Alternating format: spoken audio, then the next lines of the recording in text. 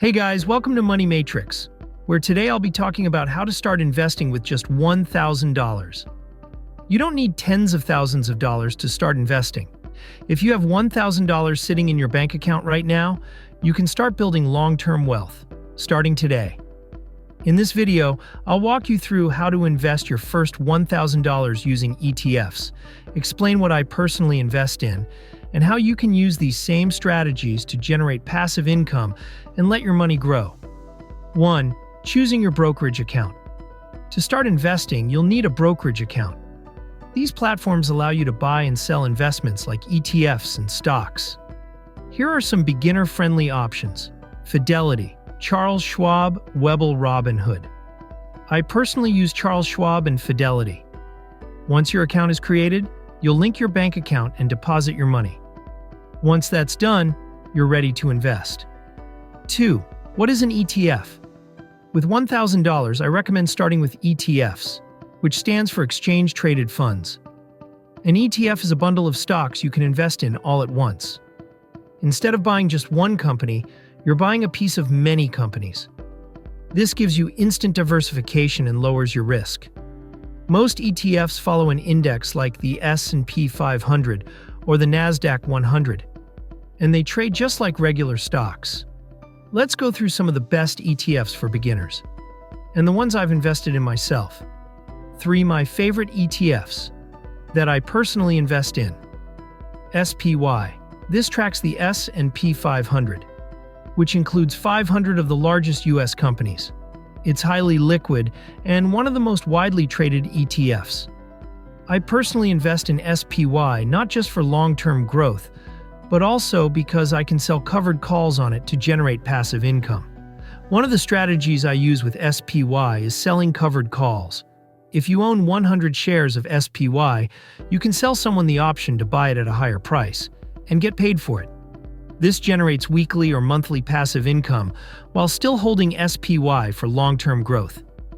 I'll make a full video soon showing exactly how to do this step by step.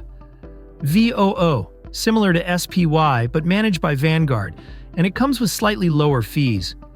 It's one of the best long-term ETFs to hold. QQQ, this is a tech-focused ETF that tracks the NASDAQ 100. If you believe in the future of companies like Apple, Microsoft, Nvidia, and Amazon, this ETF gives you exposure to all of them. I focus on QQQ because I'm more growth-oriented. VTI, this ETF gives you exposure to the entire U.S. stock market. From large-cap to small-cap companies, VTI offers broad diversification in one fund. SCHD, one more ETF I want to highlight. This one focuses on dividends. It invests in high-quality companies that pay consistent, reliable dividends.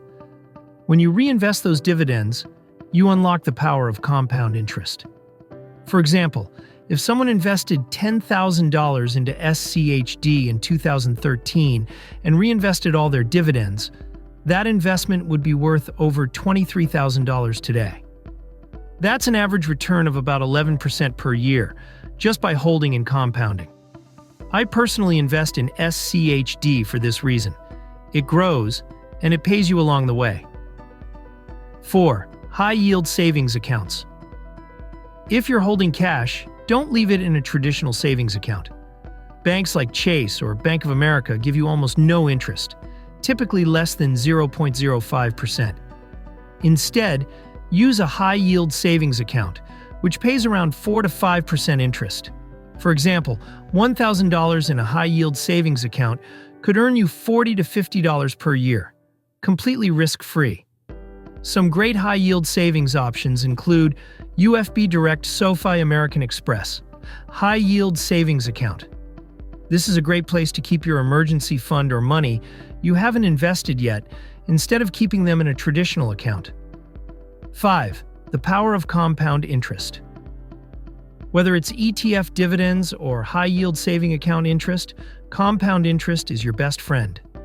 Let's say you invest $1,000 into an ETF earning 10% annually.